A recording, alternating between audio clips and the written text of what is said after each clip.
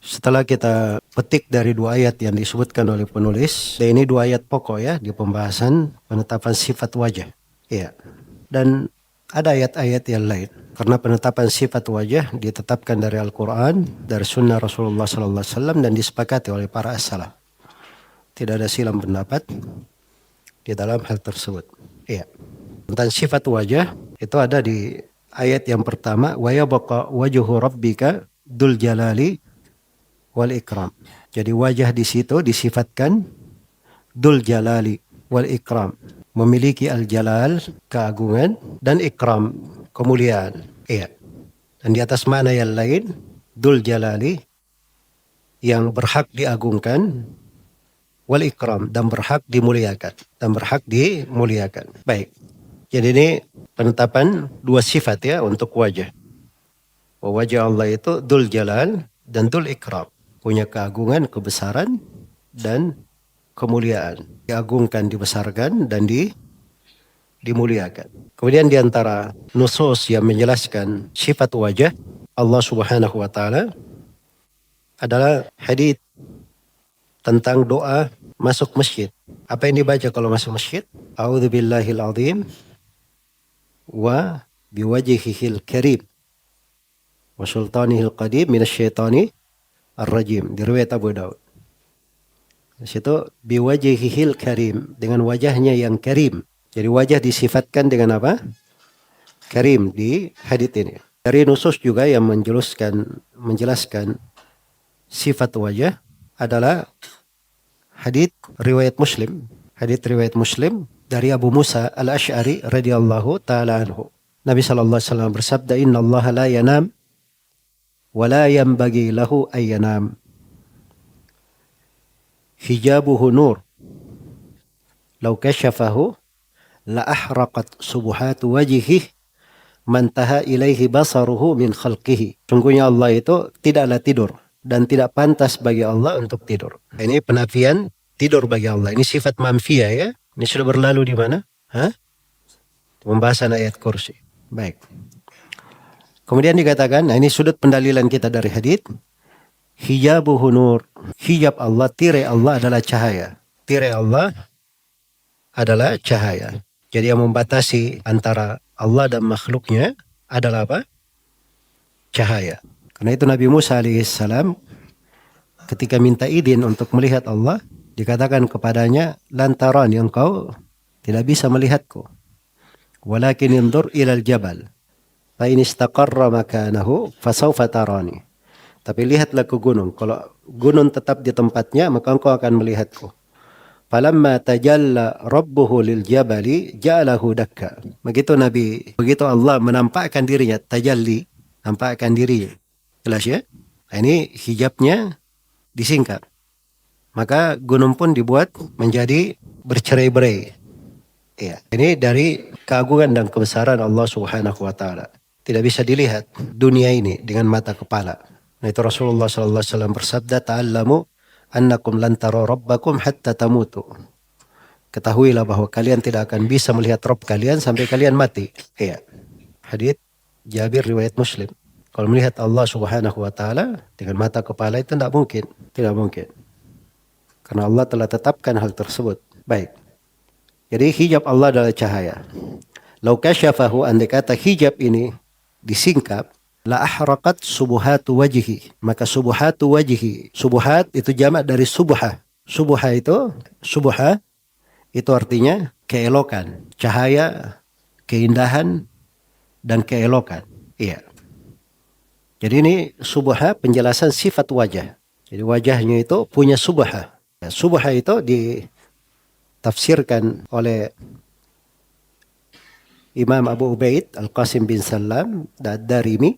Beliau katakan subha al-jalal wa nur, keagungan dan cahaya. Kalau Ibnu Khuzaimah beliau katakan as-subha an-nur wabdiya wal baha, cahaya, hal yang sangat terang benderang, dan keelokan, keagungan, al-baha.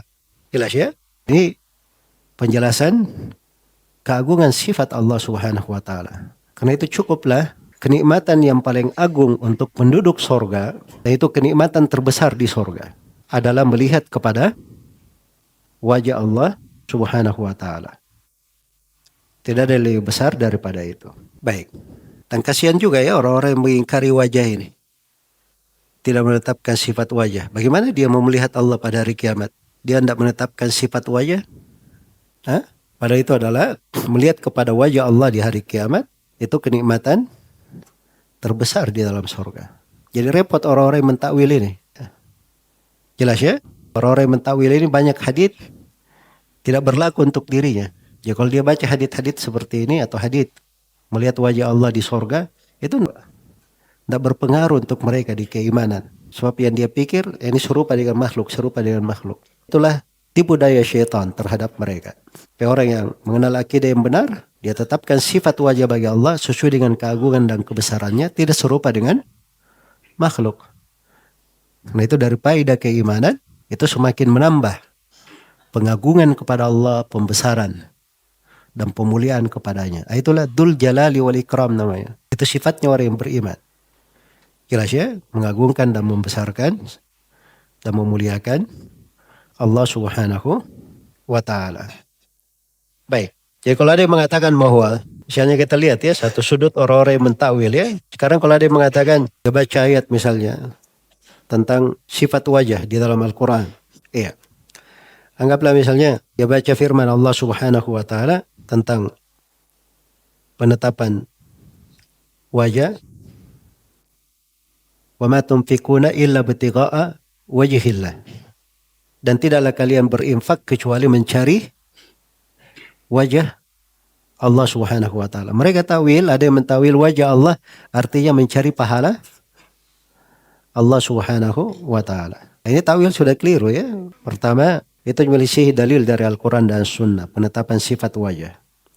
Yang kedua, itu menyelisihi kesepakatan para as-salaf, kesepakatan ulama, semuanya menetapkan sifat wajah. Kemudian yang ketiga, hadits-hadits seperti yang kita bacakan, ayat ketika disebutkan wajah ada sifatnya Dzul Jalal wal Ikram, itu tidak cocok diartikan pahala. Pahala punya keagungan dan pemuliaan. Bagaimana cara mengartikannya? Hah?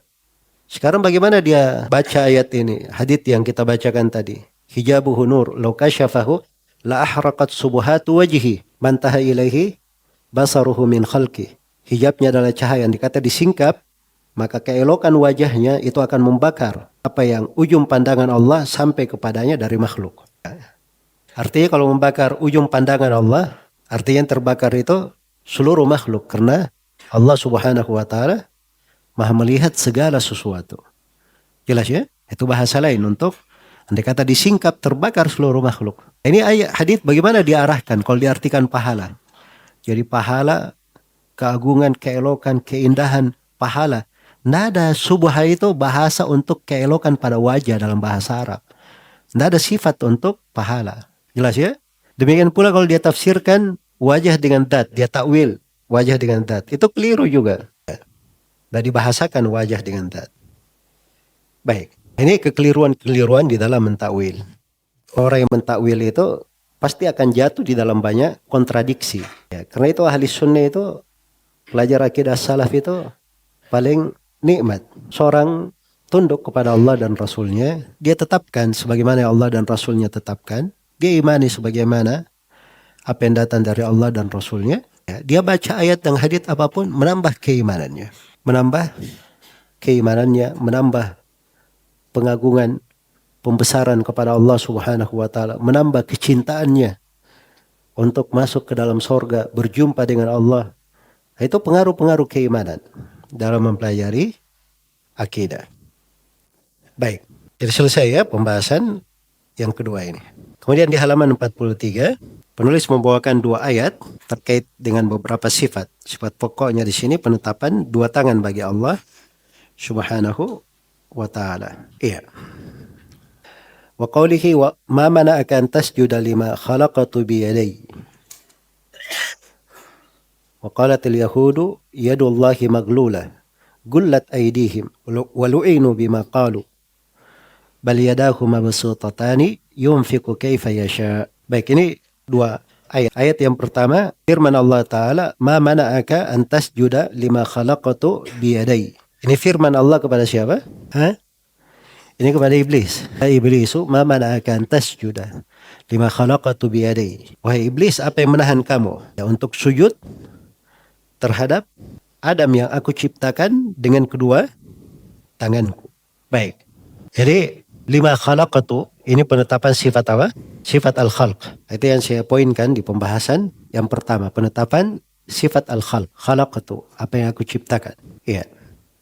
Nah, ini dari sifat yang diterangkan dalam Al-Quran dan Sunnah, dan tidak ada yang pendapat di tengah para as-salaf rahimahumullah. Iya. Baik. Kemudian biyadai, dengan kedua tanganku.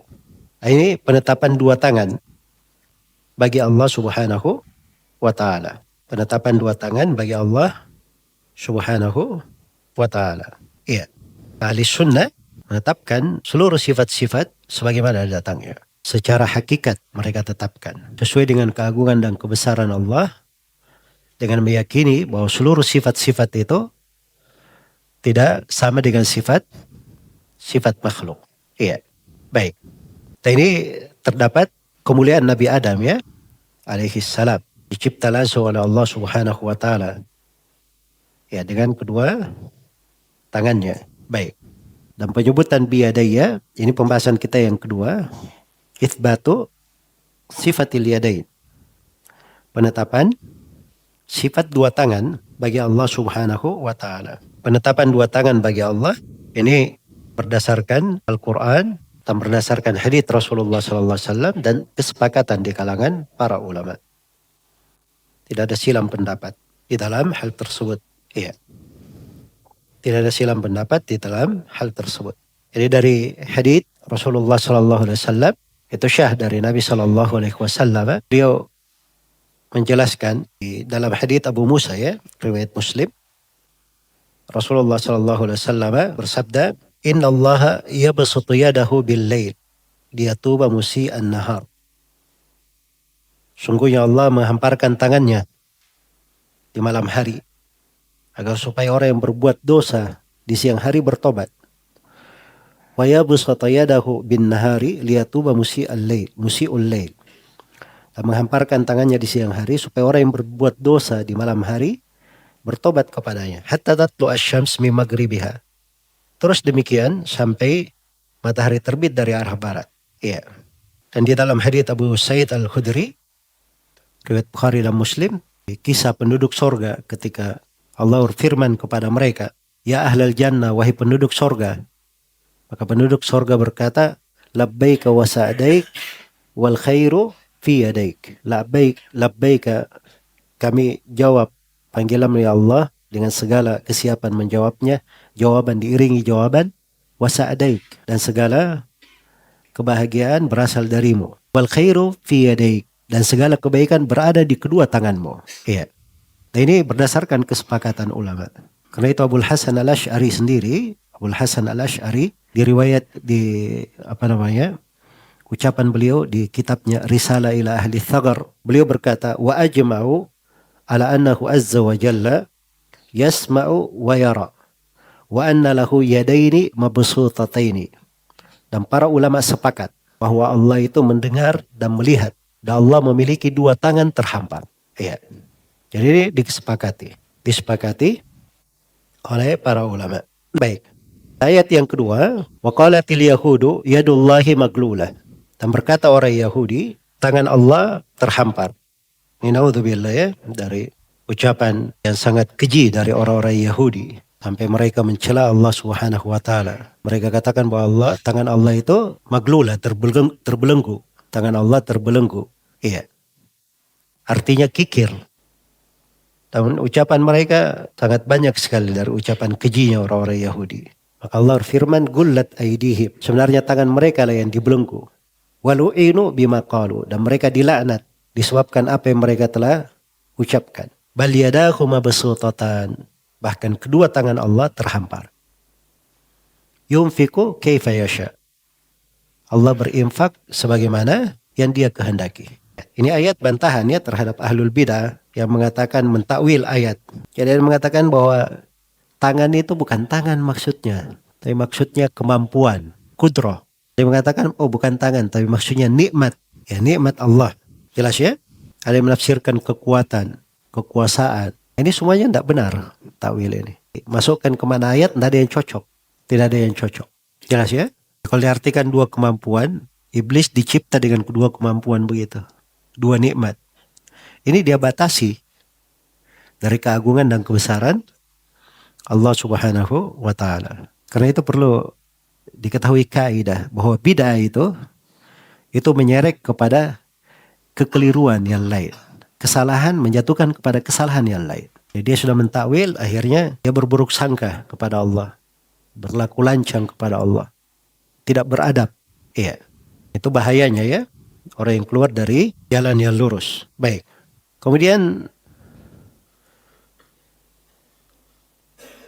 pembahasan yang ketiga, itsbatu bastil yadaini wa kamali judihi subhanahu wa ta'ala. Penetapan terhamparnya kedua tangan Allah dan kesempurnaan kedermawanan Allah Subhanahu wa Ta'ala. Jadi ketika dikatakan kedua tangannya terhampar, itu menunjukkan kesempurnaan, kedermawanan Allah Subhanahu wa Ta'ala. Iya. Dia memberi kepada makhluknya anugerah yang sangat banyak. Iya. Baik. Di sini saya cuma isyaratkan ya tentang kekeliruan orang-orang yang mentakwil itu kadang di sebagian keadaan diterangkan. Kalau dibahas secara khusus sebenarnya ada pembahasannya. Cuma ini kajian dasar ya.